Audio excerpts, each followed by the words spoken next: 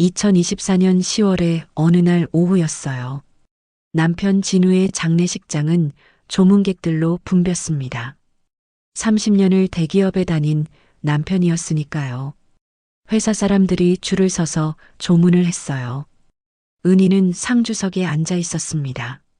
검은 상복이 무겁게 느껴졌어요. 옆에는 큰아들 민준과 딸 수진이 앉아 있었습니다.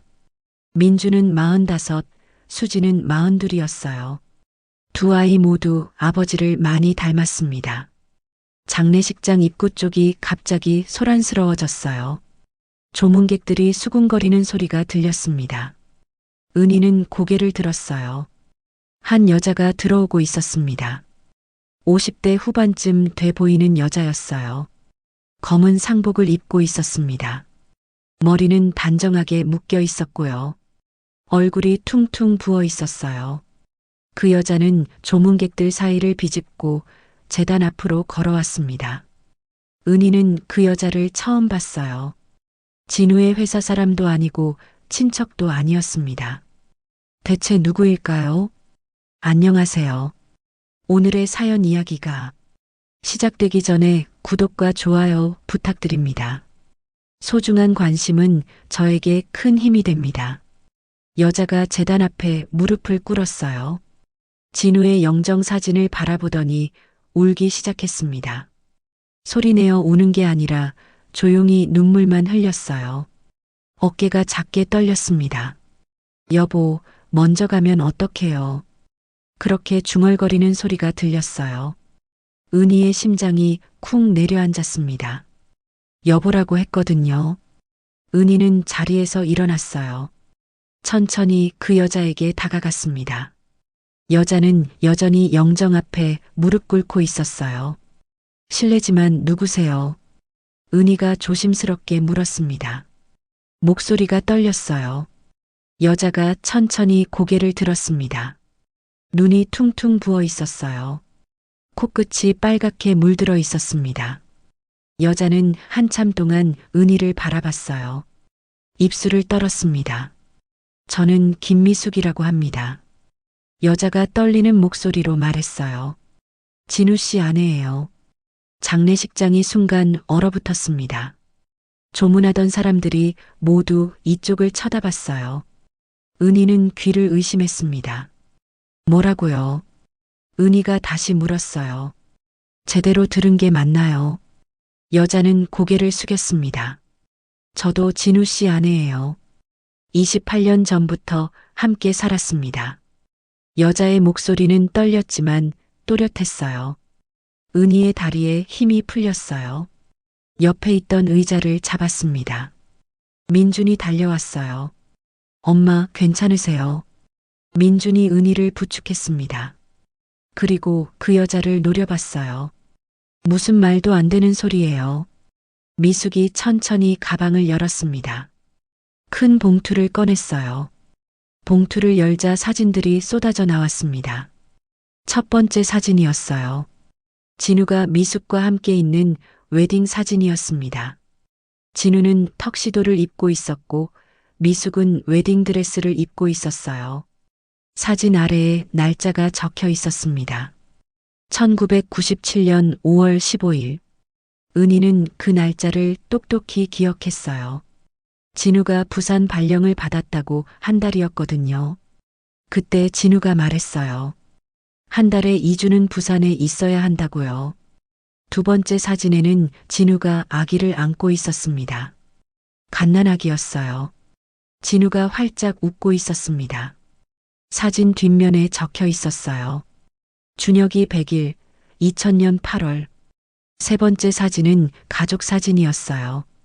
진우와 미숙, 그리고 어린 아들이 함께 찍은 사진이었습니다. 배경이 제주도 바다였어요. 행복한 가족의 모습이었습니다. 은희의 손이 떨렸어요. 사진들이 계속 쏟아졌습니다. 진우와 미숙이 여행 가는 사진들이었어요. 부산 해운대, 강릉 바다, 설악산. 모두 은희가 가보지 못한 곳들이었습니다. 수진이 사진들을 집어들었어요. 하나하나 넘겨봤습니다. 얼굴이 하얗게 질렸어요. 이게 다 뭐예요? 수진이 떨리는 목소리로 물었습니다. 합성 사진 아니에요. 미숙이 또 다른 봉투를 꺼냈어요. 서류들이었습니다. 첫 번째 서류를 펼쳤어요.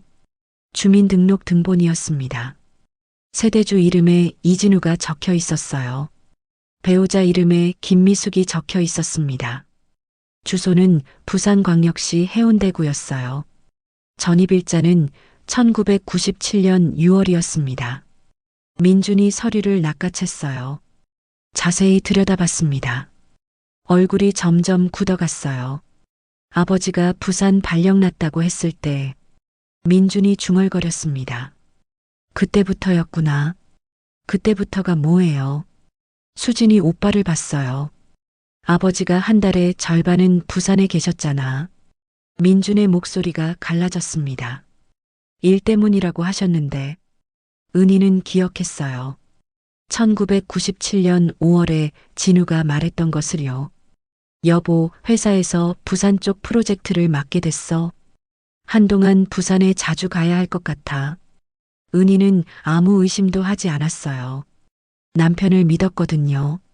30년 넘게 믿어왔던 남편이었습니다. 미숙이 입을 열었어요. 목소리는 여전히 떨렸지만 분명했습니다. 저도 피해자예요.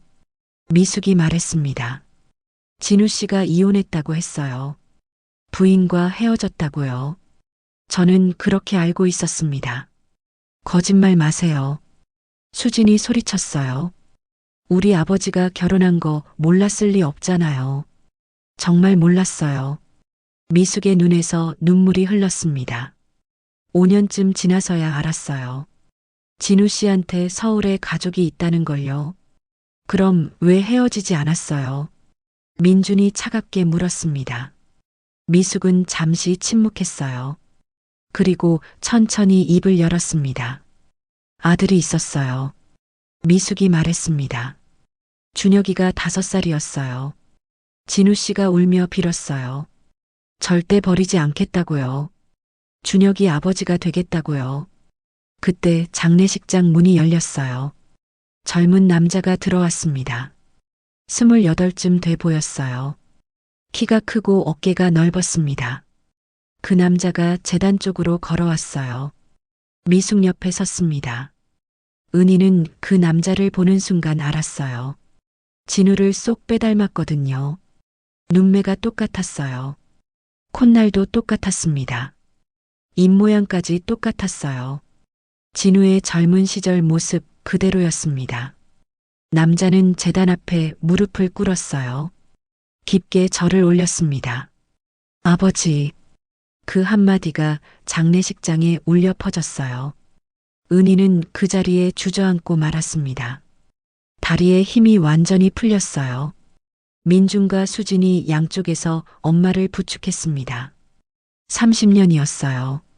진우는 30년간 두 가족을 오가며 살았던 겁니다.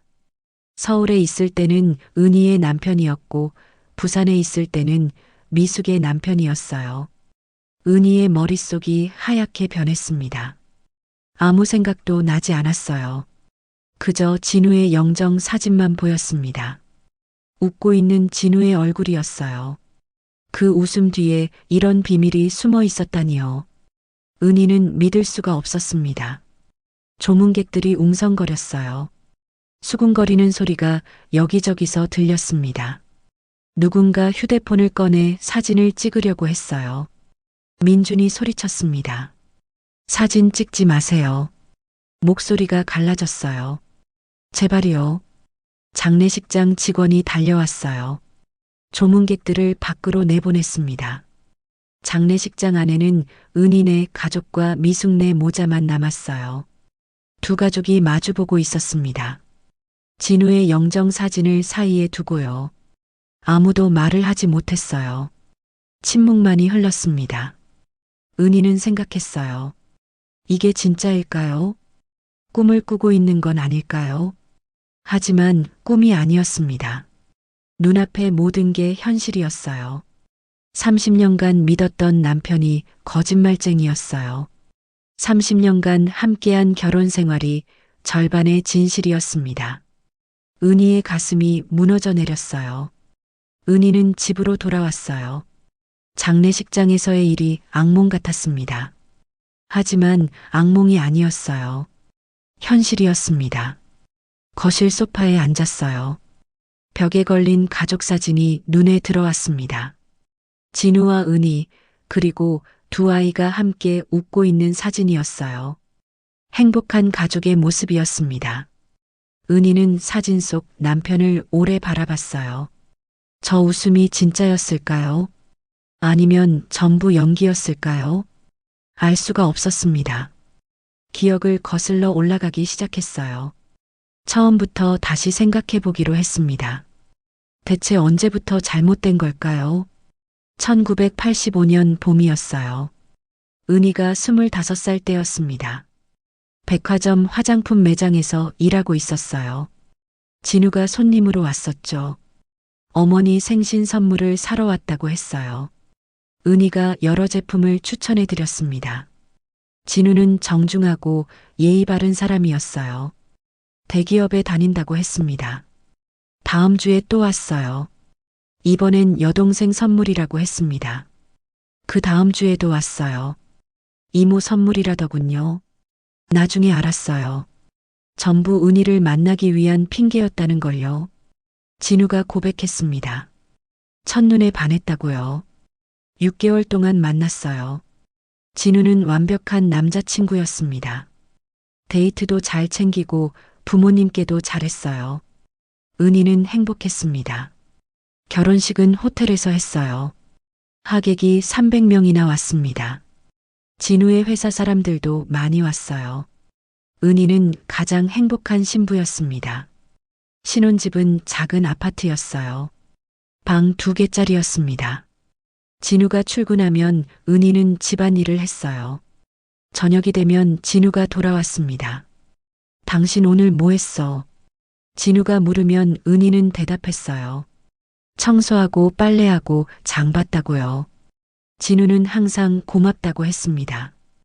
2년 후 아들 민준이가 태어났어요. 진우는 좋은 아버지였습니다.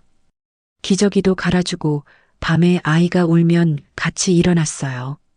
3년 후 딸 수진이가 태어났어요. 이제 내 식구가 됐습니다. 아파트가 좁아져서 좀 더 큰 곳으로 이사했어요. 진우는 열심히 일했습니다. 행복한 시간이었어요. 은희는 의심한 적이 없었습니다. 진우를 완전히 믿었거든요. 1997년이 됐어요. 민준이가 초등학교에 들어가던 해였습니다. 어느 날 저녁 진우가 말했어요. 여보, 회사에서 부산 쪽 일을 맡게 됐어. 진우의 표정은 평온했습니다. 한동안 부산에 자주 가야 할 것 같아. 얼마나 자주요? 은희가 물었어요. 한 달에 절반 정도. 진우가 대답했습니다. 2주는 부산에 있고 2주는 서울에 있게 될 거야. 은희는 섭섭했어요. 하지만 이해했습니다. 남편이 일을 열심히 하는 건 가족을 위한 거니까요. 다음 주부터 진우는 부산에 가기 시작했어요. 2주 동안 집을 비웠습니다. 전화는 매일 했어요. 밥 먹었냐고 물었고 아이들 안부를 물었습니다. 2주 후 서울로 돌아왔어요. 진우는 피곤해 보였습니다. 출장이 힘들다고 했어요. 은희는 남편을 위해 보양식을 만들어줬습니다. 이런 생활이 반복됐어요. 2주 부산, 2주 서울. 진우는 규칙적으로 오갔습니다. 은희는 익숙해졌어요. 가끔 이상한 점이 있었어요. 진우가 부산에서 돌아올 때 새 셔츠를 입고 오는 거였습니다. 은희가 사준 셔츠가 아니었어요. 어머, 이 셔츠 새 거예요. 은희가 물었습니다. 아, 부산에서 샀어. 진우는 자연스럽게 대답했어요. 셔츠에 커피를 엎질러서 급하게 산 거야. 은희는 고개를 끄덕였어요. 의심하지 않았습니다. 또 이상한 점이 있었어요. 진우가 부산 이야기를 거의 안 한다는 거였습니다. 부산에서 뭐 했냐고 물으면 그냥 일했다고만 했어요. 회식은 안 해요. 은희가 물었습니다. 부산 사람들이랑은 별로 안 친해. 진우는 웃으며 말했어요. 서울로 빨리 돌아오고 싶어서 회식도 안 가.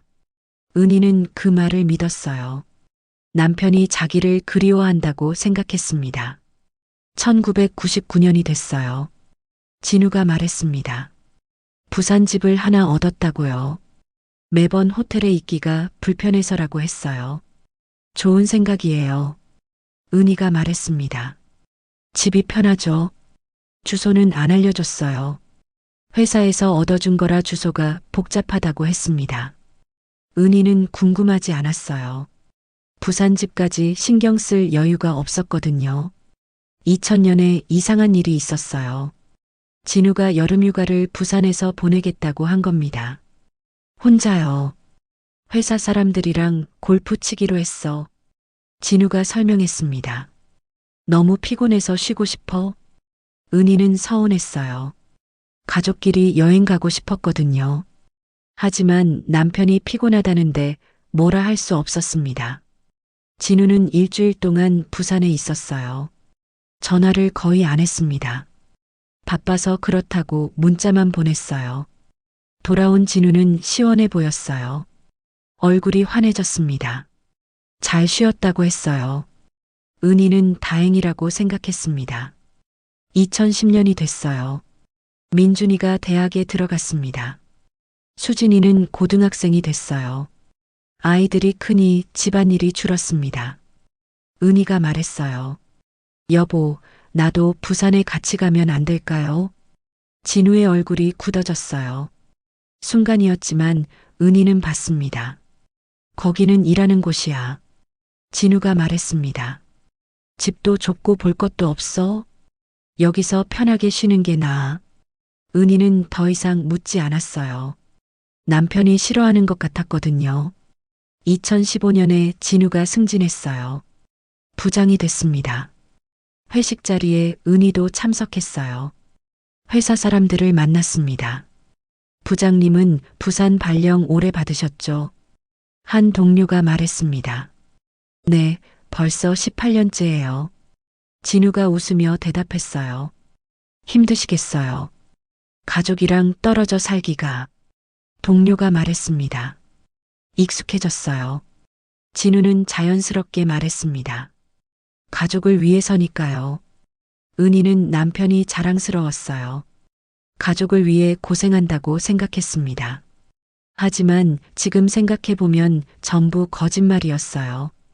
부산에서 일만 한 게 아니었습니다. 다른 가족과 살고 있었던 거예요. 2023년 봄이었어요. 진우가 아프기 시작했습니다. 기침을 자주 했어요. 병원에 갔더니 폐암이라고 했습니다. 말기였어요. 진우는 부산 가는 걸 줄였어요. 한 달에 한 번 정도만 갔습니다. 서울에서 치료받겠다고 했어요. 은희는 헌신적으로 간병했어요. 병원에 매일 갔습니다. 밥을 해서 가져갔고 옷을 갈아입혔어요. 손을 잡고 있어줬습니다. 진우는 고맙다고 했어요. 당신 덕분에 버틴다고 했습니다. 은희는 울었어요. 남편이 불쌍했거든요. 그런데 지금 생각하면 웃긴 일이었어요. 부산에 있는 미숙도 같은 마음이었을까요? 남편이 서울에 자주 간다고 서운해했을까요? 진우는 1년을 버티지 못했어요. 점점 약해졌습니다. 마지막 한 달은 말도 제대로 못했어요. 임종 직전에 진우가 은희의 손을 잡았어요. 미안해. 그렇게 중얼거렸습니다. 정말 미안해. 은희는 괜찮다고 했어요. 미안할 게 뭐가 있냐고요. 하지만 진우는 계속 미안하다고만 했습니다. 이제야 알았어요. 그 미안함의 의미를요. 30년을 속인 것에 대한 미안함이었습니다. 은희는 소파에서 일어났어요. 침실로 갔습니다. 옷장을 열었어요. 진우의 옷들이 걸려 있었습니다. 하나하나 만져봤어요. 이 옷을 입고 부산에 갔었겠죠. 미숙을 만나러요. 다른 가족에게 가는 거였어요. 눈물이 났어요. 하지만 울 수가 없었습니다. 너무 황당해서요. 슬픔보다 배신감이 컸습니다. 휴대폰을 꺼냈어요. 사진첩을 열었습니다.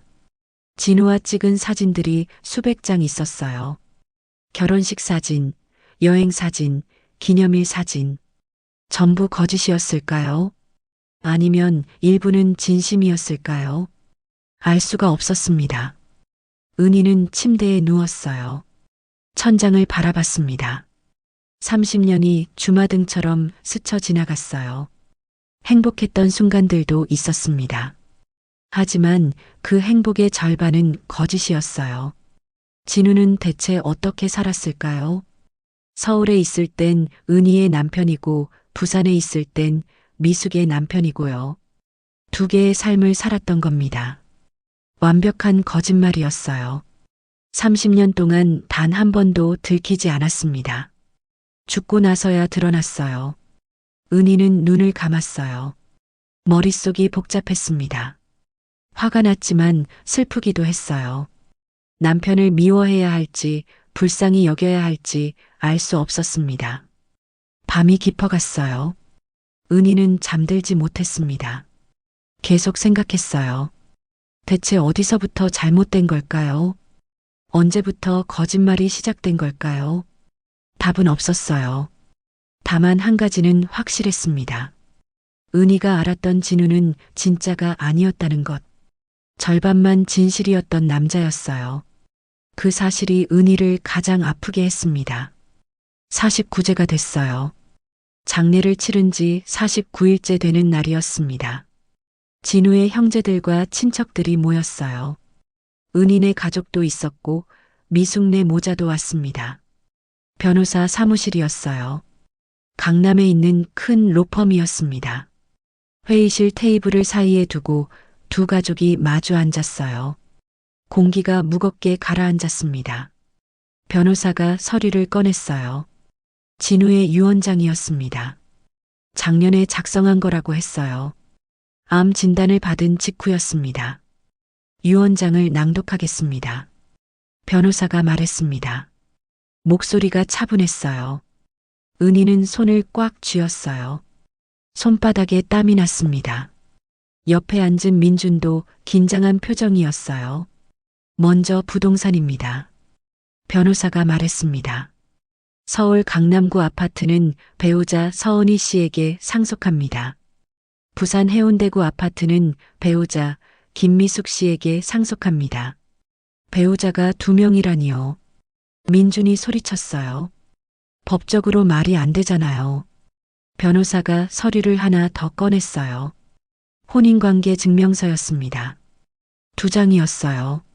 첫 번째는 은희와 진우의 혼인관계 증명서였습니다. 혼인신고일은 1985년 11월이었어요.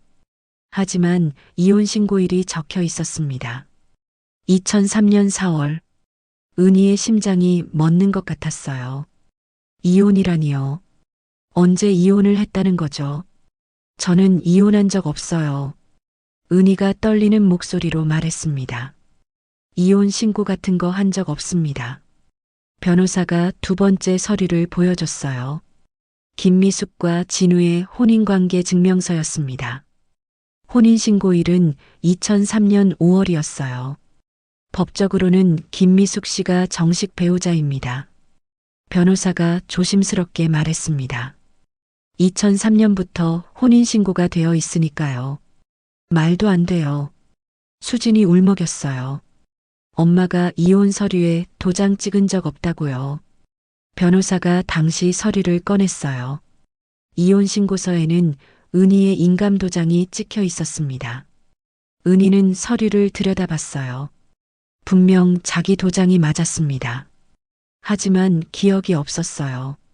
이런 서류에 도장을 찍은 적이 없었습니다. 그때 뭔가 떠올랐어요. 2003년 봄이었어요. 진우가 말했었죠. 여보, 회사 서류 좀 도장 찍어줘. 급한 거래 계약서라고 했어요. 은희는 아무 의심 없이 도장을 찍어줬습니다. 그게 이혼 신고서였던 거예요. 진우가 회사 서류라고 속인 겁니다. 은희는 자기도 모르게 이혼 서류에 도장을 찍었던 거예요. 위조예요. 민준이 소리쳤습니다. 속여서 받은 도장이잖아요. 이건 무효예요. 법적으로 증명하기 어렵습니다. 변호사가 고개를 저었어요. 도장이 진짜니까요. 서은혜 씨가 직접 찍은 거라면 유효합니다. 은희의 얼굴에서 피가 쏙 빠졌어요. 다리에 힘이 풀렸습니다. 자기 손으로 이혼 서류에 도장을 찍었다니요. 그럼 재산은 어떻게 되는 거예요? 수진이 물었습니다. 변호사가 설명했어요. 서울 아파트는 시세가 6억 정도였습니다. 은희 명의로 되어 있었어요. 부산 아파트는 4억 정도였고 미숙 명의였습니다. 예금 계좌가 문제였어요. 진우명의 계좌에 4억이 있었습니다. 유언장에는 반씩 나누라고 적혀 있었어요. 그러니까 엄마는 서울 아파트 6억에 예금 2억. 민준이 계산했습니다. 총 8억이네요. 미숙 씨는 부산 아파트 4억에 예금 2억입니다. 변호사가 말했습니다. 총 6억이고요. 공평하지 않아요. 수진이 소리쳤습니다. 우리 엄마가 30년을 함께 살았는데요. 저도 28년을 함께 살았어요. 미숙이 조용히 말했습니다. 차이가 2년밖에 안 나요. 은희는 미숙을 쳐다봤어요. 미숙도 은희를 봤습니다. 두 사람의 시선이 부딪혔어요. 공기가 팽팽하게 긴장했습니다. 법정으로 갑시다. 민준이 일어섰어요. 이건 받아들일 수 없어요. 법정 소송을 하시겠다는 거죠? 변호사가 물었습니다. 네. 민준이 단호하게 말했습니다. 위조된 이혼 서류를 무효로 만들 거예요. 그리고 전 재산을 우리 엄마가 받아야 합니다. 미숙이 고개를 들었어요. 저도 변호사를 선임하겠어요. 조용히 말했지만 목소리에 힘이 있었습니다. 두 달 후 첫 재판이 열렸어요. 서울가정법원이었습니다. 방청석에는 기자들도 있었어요. 이중생활 남편 사건이라며 언론에 보도됐었거든요. 은희 측 변호사가 먼저 주장했어요. 이혼 신고가 위조라는 겁니다. 서은희 씨는 회사 서류인 줄 알고 도장을 찍었다고요. 사기에 의한 이혼이니 무효라고 주장했습니다. 증거는요? 판사가 물었습니다. 증인이 있습니다. 변호사가 말했습니다. 서은희 씨의 자녀들입니다. 민준이 증언대에 섰어요. 아버지는 2003년에 회사 일로 바빴다고 말씀하셨습니다. 그래서 집에서 서류 작업을 자주 하셨어요. 어머니한테 도장 찍어달라고 하는 걸 봤습니다. 그게 이혼 서류였다는 증거가 있나요? 판사가 물었습니다. 민준은 대답하지 못했어요. 당시엔 몰랐으니까요. 증거가 없었습니다. 수진도 증언했어요. 어머니는 절대 이혼하려고 하지 않으셨어요. 2003년 이후에도 아버지와 사이가 좋았습니다. 이혼한 사람들처럼 보이지 않았어요. 하지만 그것도 확실한 증거는 아니었습니다. 진우가 은희한테 이혼 사실을 숨겼을 수도 있으니까요. 미숙 측 변호사가 반박했어요. 이혼 신고서의 도장은 진짜입니다. 위조가 아니에요. 서은혜 씨가 직접 찍은 겁니다. 내용을 몰랐다는 건 증명할 수 없어요. 그리고 김미숙 씨도 피해자입니다. 변호사가 계속 말했습니다. 이진우 씨가 이혼했다고 거짓말했어요. 김미숙 씨는 그걸 믿고 결혼했습니다. 미숙이 증언대에 섰어요. 손이 떨리고 있었습니다. 은희는 미숙을 바라봤어요. 1997년에 진우 씨를 만났어요. 미숙이 말했습니다. 부산 회사에서 일하는 사람이라고 했어요. 서울에 전 부인이 있었지만 이혼했다고 했습니다. 믿었어요. 미숙의 목소리가 떨렸습니다. 결혼 반지도 끼고 있지 않았어요. 명절 때도 서울에 안 갔어요. 전 부인이 아이들 키우고 있으니 조용히 살자고 했습니다. 5년쯤 지났을 때 의심이 들었어요. 미숙이 고개를 숙였습니다. 너무 자주 서울에 가니까요. 한 달에 절반씩이나요. 사람을 시켜서 따라가 봤어요. 미숙이 눈물을 닦았습니다. 서울에 가족이 있더라고요. 아파트에 들어가는 걸 봤어요. 그럼 왜 헤어지지 않았나요? 판사가 물었습니다. 아들이 있었어요. 미숙이 울먹였습니다. 준혁이가 5살이었어요. 진우 씨가 울면서 빌었어요. 절대 버리지 않겠다고요. 서울 가족과는 형식적으로만 지낸다고요.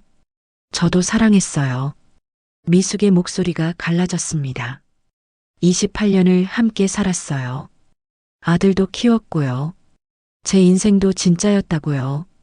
방청석이 조용해졌어요. 누군가 흐느끼는 소리가 들렸습니다. 은희는 주먹을 꽉 쥐었어요. 손톱이 손바닥을 파고들었습니다. 재판이 끝나고 복도에서 두 자식이 마주쳤어요. 민준과 준혁이었습니다. 민준은 45이고 준혁은 28이었어요. 17살 차이가 났습니다. 민준이 준혁을 노려봤어요. 너희 엄마 때문에 우리 엄마가 고생하셨어.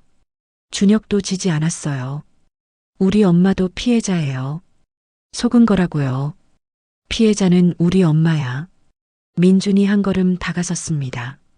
30년을 속고 산 사람이라고. 우리 엄마도 28년을 속고 살았어요. 준혁도 다가섰습니다. 두 사람 사이의 거리가 좁혀졌어요. 내 엄마가 아버지를 유혹한 거 아니야. 민준의 목소리가 높아졌습니다. 우리 엄마는 그런 사람 아니에요. 준혁이 소리쳤습니다. 이혼했다는 말을 믿은 거라고요. 두 사람이 서로를 밀쳤어요. 법원 경비가 달려왔습니다. 떨어지세요. 경비가 두 사람 사이를 가로막았어요. 은희와 미숙이 달려왔어요. 각자 아들을 잡았습니다. 민준아, 그만해. 은희가 아들을 끌어당겼어요. 준혁아, 가자. 미숙도 아들을 잡았습니다. 민준이 준혁을 가리키며 말했어요. 저 사람 때문에 우리 가족이 망가졌어. 준혁도 대꾸했어요. 우리도 가족이에요. 같은 아버지 아들이잖아요. 그 말에 민준이 얼어붙었어요. 같은 아버지. 맞는 말이었습니다. 준혁과 민준은 이복 형제였어요. 수진이 복도 끝에서 그 장면을 보고 있었어요. 얼굴이 창백했습니다.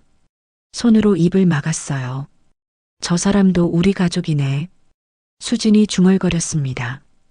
오빠가 하나 더 생긴 거네. 은희는 준혁을 봤어요. 진우를 닮은 얼굴이었습니다. 코 모양도 똑같고 눈매도 똑같았어요. 틀림없는 진우의 아들이었습니다. 가슴이 무너져 내렸어요. 저 아이도 죄가 없었습니다. 태어날 때부터 선택권이 없었어요. 진우가 만든 상황이었을 뿐이었습니다. 미숙이 은희를 봤어요. 두 사람의 시선이 마주쳤습니다. 미숙의 눈에도 눈물이 고여 있었어요. 죄송해요. 미숙이 작은 목소리로 말했습니다. 제가 약했어요. 은희는 대답하지 않았어요. 뭐라고 해야 할지 몰랐습니다. 용서해야 할까요? 아니면 미워해야 할까요? 두 가족은 각자의 길로 갔어요. 복도 양쪽 끝으로 멀어졌습니다.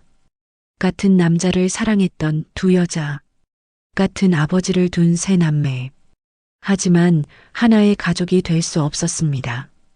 밤에 은희는 변호사한테 전화를 받았어요. 판사가 조정을 권고한다고 했습니다. 소송이 길어지면 양쪽 다 힘들 거라고요. 조정이요. 은희가 물었습니다. 네. 변호사가 설명했습니다. 서로 양보해서 합의하는 겁니다. 재산을 어떻게 나눌지 협의하는 거예요. 은희는 잠시 침묵했어요. 머릿속이 복잡했습니다. 끝까지 싸워야 할까요? 아니면 여기서 정리해야 할까요? 생각해 보겠어요. 은희가 말했습니다. 전화를 끊었어요. 창밖을 봤어요. 밤하늘에 별이 없었습니다. 구름이 잔뜩 낀 캄캄한 밤이었어요. 은희의 마음도 그랬습니다. 진우는 왜 이랬을까요? 한 사람만 사랑할 수 없었던 걸까요? 아니면 두 사람 다 사랑했던 걸까요? 이제 물어볼 수도 없었습니다. 남은 건 두 가족뿐이었어요. 서로 상처받고 서로 미워하는 가족들. 진우가 남긴 유산이었습니다. 재판이 한 달째 이어지고 있었어요. 양쪽 다 지치기 시작했습니다. 변호사 비용도 계속 나갔고 정신적으로도 힘들었어요. 어느 날 미숙한테서 전화가 왔어요. 은희는 전화를 받을까 말까 고민했습니다. 하지만 받았어요. 은희 씨, 저예요. 미숙의 목소리가 들렸습니다. 만나서 드릴 게 있어요. 뭔데요? 은희가 차갑게 물었습니다. 진우 씨 일기예요. 미숙이 말했습니다. 부산 집을 정리하다가 발견했어요. 보셔야 할 것 같아서요. 은희는 망설였어요. 진우의 일기라니요. 읽고 싶으면서도 두려웠습니다. 뭐가 적혀 있을지 알 수 없었거든요. 어디서 만날까요? 은희가 물었습니다. 조용한 카페 아시면 그쪽으로 갈게요. 미숙이 대답했습니다. 이틀 후 두 사람은 만났어요. 강남의 한적한 카페였습니다. 평일 오후라 사람이 별로 없었어요. 미숙이 먼저 와 있었어요. 테이블에 큰 가방을 놓고 있었습니다. 은희가 다가가자 일어섰어요. 앉으세요. 은희가 말했습니다. 두 사람은 마주 앉았어요. 미숙이 가방에서 낡은 공책들을 꺼냈어요. 10권쯤 됐습니다. 표지가 해지고 모서리가 달아 있었어요. 진우 씨가 30년간 쓴 일기예요. 미숙이 조심스럽게 말했습니다. 제가 먼저 읽어봤어요. 은희 씨도 보셔야 할 것 같았어요. 은희는 일기장을 집어들었어요. 손이 떨렸습니다. 첫 장을 펼쳤어요. 1997년 봄 일기였어요. 진우가 부산에 처음 갔을 때였습니다. 글씨가 또박또박했어요. 오늘 부산에서 미숙을 만났다. 식당에서 우연히 만난 사람인데 자꾸 생각이 난다. 이러면 안 되는데. 나는 결혼한 사람이다. 다음 장을 넘겼어요. 석 달 후 일기였습니다. 미숙과 사귀기 시작했다. 나는 최악의 인간이다. 은희한테 미안하다. 하지만 멈출 수가 없다. 미숙도 나를 좋아한다. 은희의 가슴이 아팠어요. 손이 떨려서 일기장을 제대로 잡을 수가 없었습니다. 1997년 겨울 일기였어요. 미숙이 임신했다. 아이를 지우자고 했지만 미숙이 낳고 싶어 한다. 나도 이 아이를 키우고 싶다. 하지만 서울에는 은희와 아이들이 있다. 어떻게 해야 할까? 은희를 떠날 수 없다. 15년을 함께 산 사람이다. 민준이와 수진이도 있다. 하지만 미숙도 버릴 수 없다. 그래서 결정했다. 둘 다 지키기로 했다. 이기적인 결정이지만 다른 방법이 없다. 은희는 일기장을 덮었어요.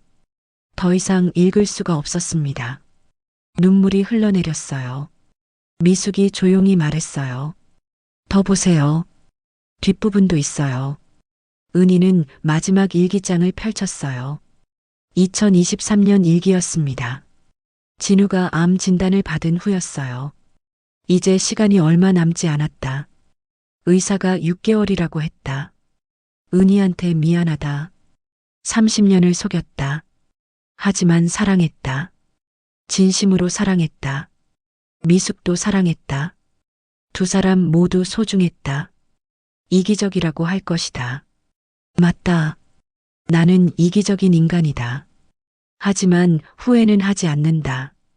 두 가족 모두 내게 진짜였으니까 재산을 공평하게 나눈다.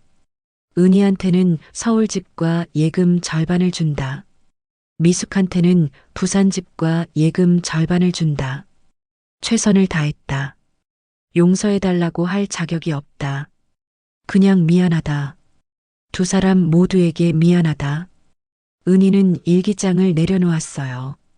눈물이 계속 흘렀습니다. 휴지로 눈을 닦았어요. 미숙도 울고 있었어요. 두 여자는 한참 동안 말없이 앉아 있었습니다. 카페 안에는 잔잔한 음악만 흐르고 있었어요. 우리 둘 다 사랑받았대요. 미숙이 먼저 입을 열었습니다. 목소리가 떨렸어요. 거짓말이 아니었대요. 은희는 고개를 들었어요. 미숙을 봤습니다. 미숙의 눈도 빨갛게 충혈되어 있었어요. 저도 속았어요. 미숙이 말했습니다. 은희 씨만큼은 아니지만요. 진우 씨가 이혼했다고 믿었어요. 3년 동안은 정말 믿었어요. 그 다음은요. 은희가 물었습니다. 의심이 들었어요. 미숙이 고개를 숙였습니다. 너무 자주 서울에 가니까요. 출장치고는 너무 규칙적이었어요. 한 달에 딱 절반씩이요. 사람을 시켰어요. 미숙이 계속 말했습니다. 진우 씨를 미행했어요. 서울 아파트에 들어가는 걸 봤어요.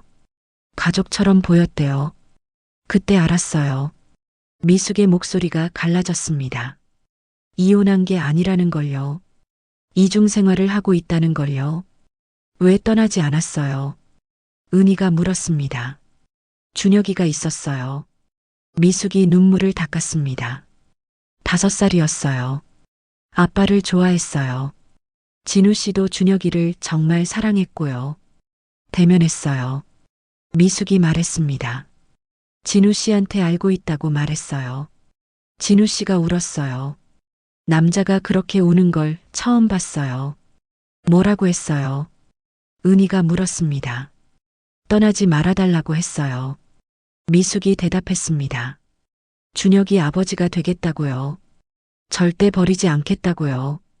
서울 가족과는 형식적으로만 지낸다고 했어요. 믿었어요.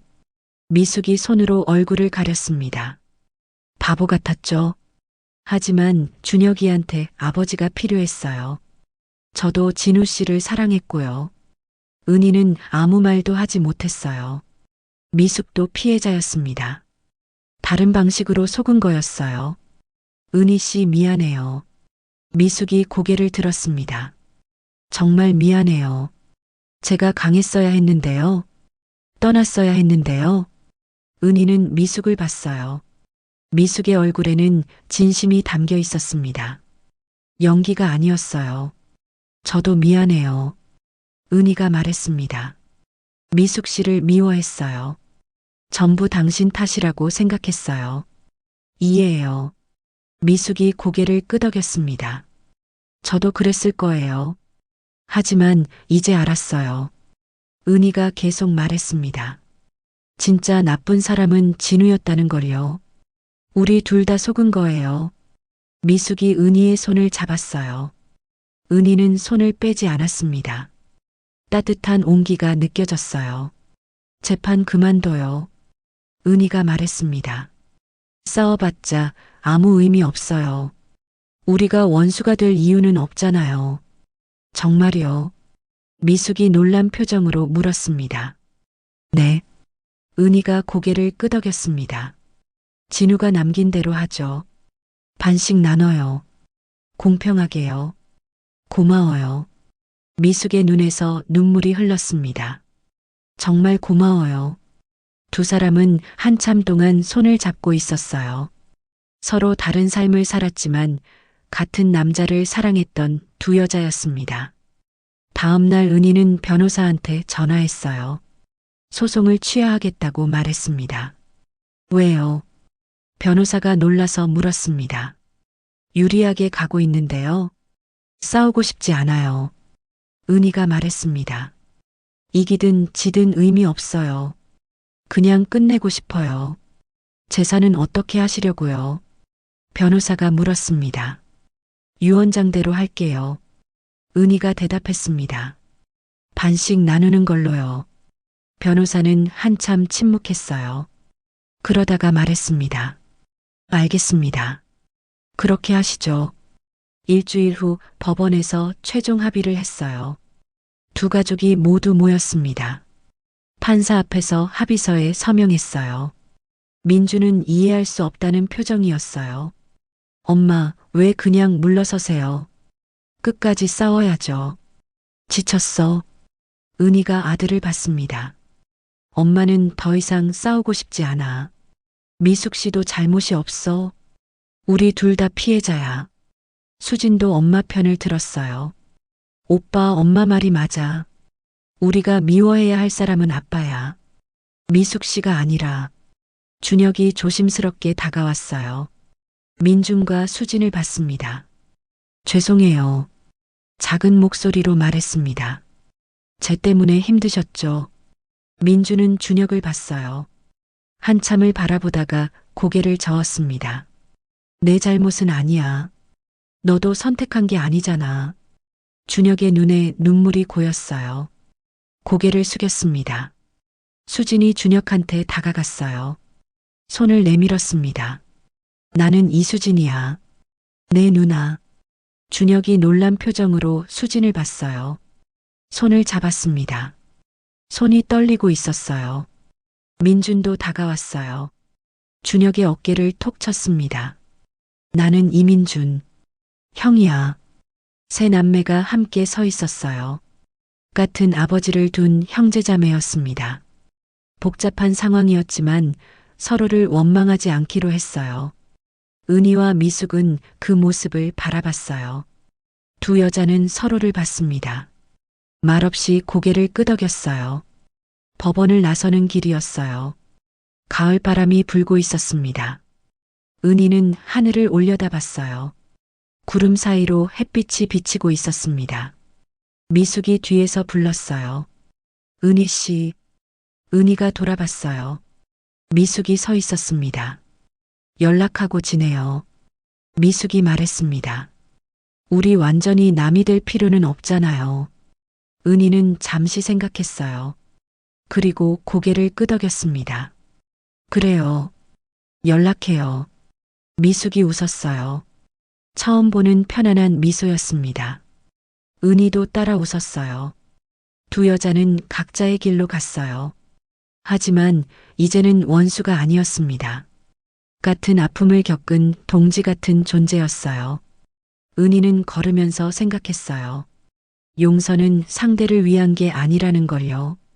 자기 자신을 위한 거였습니다. 미워하고 원망하면서 사는 건 너무 힘들었어요.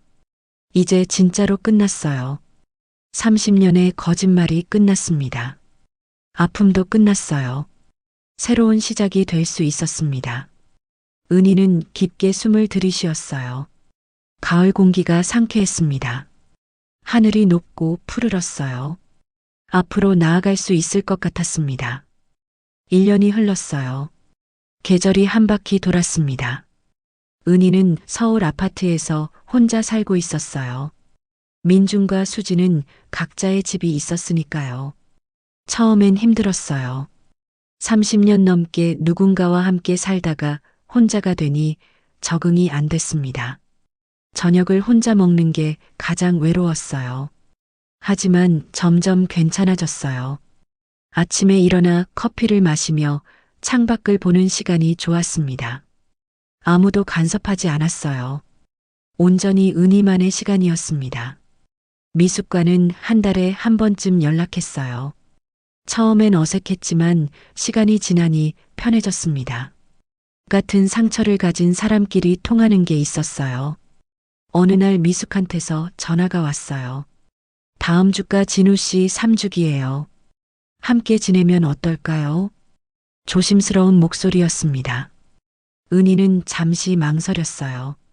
3주기를 함께 지낸다는 게 이상하게 느껴졌습니다. 하지만 거절할 이유도 없었어요. 좋아요. 은희가 대답했습니다. 어디서 할까요? 부산으로 오시겠어요? 미숙이 물었습니다. 제가 준비할게요. 일주일 후 은희는 부산으로 갔어요. KTX를 타고 3시간을 달렸습니다. 민준과 수진도 함께였어요. 부산역에 미숙과 준혁이 나와 있었어요. 미숙이 손을 흔들었습니다. 은희도 손을 들어 답했어요. 잘 오셨어요. 미숙이 웃으며 말했습니다. 예전보다 편안한 표정이었어요. 차를 타고 해운대로 갔어요. 미숙이 사는 아파트였습니다. 진우가 살았던 곳이기도 했어요. 엘리베이터를 타고 올라갔어요. 12층이었습니다. 문을 열고 들어가니 깔끔하게 정돈된 거실이 보였어요. 앉으세요. 미숙이 소파를 가리켰습니다. 차 끓여올게요. 은희는 거실을 둘러봤어요. 벽에 가족 사진이 걸려 있었습니다. 진우와 미숙, 그리고 어린 준혁이 함께 웃고 있는 사진이었어요. 서울 집에도 비슷한 사진이 있었어요. 진우와 은희, 민준과 수진이 함께 찍은 사진이요. 두 집에 똑같이 가족 사진을 걸어놨던 거예요. 미숙이 차를 가져왔어요. 따뜻한 김이 올라왔습니다. 녹차 향이 코끝을 스쳤어요. 저녁에 제사 지낼 거예요. 미숙이 말했습니다. 간단하게 준비했어요. 수진이 물었어요. 아빠가 좋아하시던 음식 뭐였어요? 부산에서는요. 미숙이 잠시 생각했어요. 고등어 조림이요. 맨날 해달라고 하셨어요. 서울에서는 김치찌개였는데 수진이 말했습니다. 엄마가 끓여주시는 김치찌개를 제일 좋아하셨어요. 둘 다 좋아하셨나 봐요. 준혁이 조용히 말했습니다. 아버지 입맛이 다양하셨네요. 모두가 웃었어요. 어색하지만 따뜻한 웃음이었습니다. 저녁이 됐어요. 작은 상을 차렸습니다. 밥과 국, 나물과 전, 고등어 조림과 김치찌개를 함께 올렸어요. 서울과 부산의 음식이 한 상에 모였습니다. 진우의 사진을 상 위에 놓았어요. 웃고 있는 사진이었습니다. 은희는 그 사진을 오래 바라봤어요. 5명이 상 앞에 나란히 앉았어요. 은희와 미숙이 가운데에 있었고 양쪽으로 자식들이 앉았습니다. 절을 올렸어요. 한 명씩 차례로요. 은희가 먼저 절을 했습니다. 이마가 바닥에 닿았어요. 당신 때문에 많이 힘들었어요. 은희가 속으로 말했습니다. 하지만 이제는 괜찮아요. 용서할게요. 미숙도 절을 했어요. 눈물이 흘렀습니다. 고맙고 원망스러웠어요. 그래도 사랑했어요. 민준과 수진이 절했어요. 준혁도 절했습니다. 세 남매가 나란히 아버지께 인사를 올렸어요. 제사가 끝나고 밥을 먹었어요. 5명이 둘러앉아 진우가 좋아하던 음식을 먹었습니다. 처음엔 조용했지만 점점 이야기가 나왔어요. 아버지 이야기였어요. 민준이 먼저 입을 열었습니다. 아버지가 제 초등학교 운동회에 오셨던 날이 기억나요. 달리기에서 1등 했거든요. 아버지가 정말 좋아하셨어요. 준혁도 말했어요. 저는 중학교 야구부였는데요. 아버지가 경기마다 오셨어요. 응원해 주셨어요. 수진이 끼어들었어요. 우리 아버지도 바쁘셨는데 그 시간을 어떻게 내셨을까요? 반씩 나눠서요. 미숙이 조용히 말했습니다. 서울에서 2주, 부산에서 2주요. 두 가족 다 챙기려고 노력하셨어요. 은희는 고개를 끄덕였어요. 완벽하진 않았지만 진우도 나름 최선을 다했던 거예요. 잘못된 방식이었지만요. 밤이 깊어갔어요. 은희는 미숙이 준비한 방에서 잤습니다. 깨끗한 이불이 깔려 있었어요. 창문을 열자 바다 냄새가 났습니다. 잠들기 전 은희는 생각했어요. 1년 전만 해도 상상도 못했던 일이었습니다. 미숙의 집에서 자고 함께 제사를 지낸다는 게요. 하지만 이상하지 않았어요. 오히려 편안했습니다. 미숙도 같은 아픔을 겪은 사람이었으니까요. 서로를 이해할 수 있었어요. 다음 날 아침 함께 바다를 보러 갔어요. 해운대 백사장이었습니다. 10월의 바다는 시원했어요. 파도 소리가 크게 들렸습니다. 5명이 나란히 걸었어요. 모래를 밟는 느낌이 부드러웠습니다. 갈매기들이 날아다녔어요. 민준과 준혁이 앞서서 걸었어요. 형제처럼 보였습니다. 실제로 형제가 맞았어요. 이복 형제였지만요. 형, 이번 주말에 서울 갈 건데요. 준혁이 물었습니다. 밥 한번 먹어요. 그래. 민준이 대답했습니다. 수진이도 부르자. 세 남매는 이제 자주 만났어요. 처음엔 어색했지만 점점 가까워졌습니다. 같은 아버지를 둔 형제니까요. 은희와 미숙은 뒤에서 천천히 걸었어요. 바람이 머리카락을 날렸습니다. 미숙이 입을 열었어요. 고마워요, 은희 씨. 진짜 고마워요. 뭐가요? 은희가 물었습니다. 이해해 주셔서요. 미숙이 대답했습니다. 저를 원망하지 않아 주셔서요. 저도 고마워요.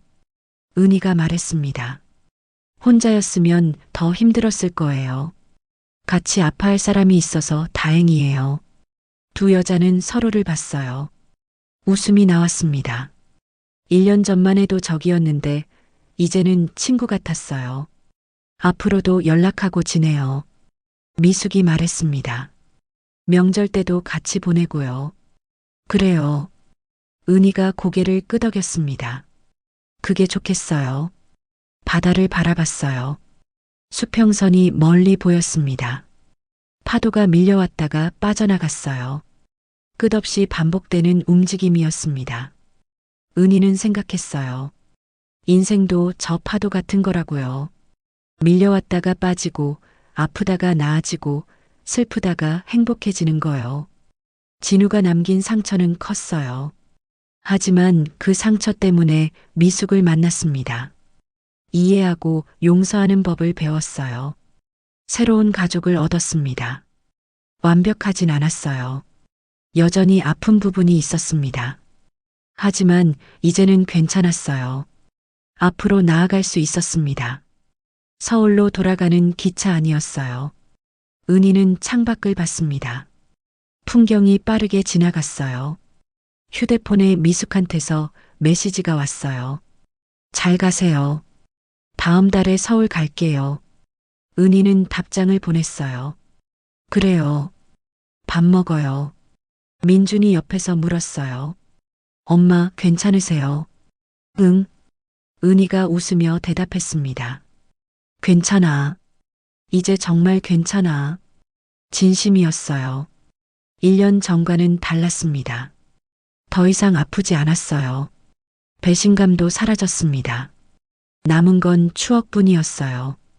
좋았던 순간들도 있었고 나쁜 순간들도 있었습니다. 하지만 모두 은희의 인생이었어요.